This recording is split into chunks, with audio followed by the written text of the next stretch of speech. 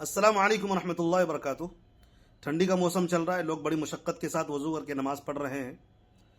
बाज़ लोगों को देखा गया है कि वो वज़ू कर रहे हैं और मोज़ा पहने हुए हैं, कपड़े का मोज़ा, सूती या ऊनी। इतना पतला कपड़ा है कि अगर उस पर पानी डाला जाए तो पानी छन जाता है, और उस पर मसा कर रहे हैं और उसी वज़ू से नमाज़ पढ़ रहे हैं। तो हमें मालूम होना चाहिए, जब मैंने ये बात सुनी तो मुझे बड़ी हैरत हुई कि एक आम बात है, मशहूर बात है कि चमड़े के मोज़े पर ही मसा जायज़ है, या इतना मोटा कपड़ा हो जिस पर पानी डालने से पानी ना छनता हो, ऐसे कपड़े का अगर मोज़ा हो तो उस मोज़े पर मसा जायज़ है। आम मोज़े पर, जो आम कपड़ों में बना हुआ मोज़ा होता है, उस मोज़े पर मसा जायज़ नहीं है।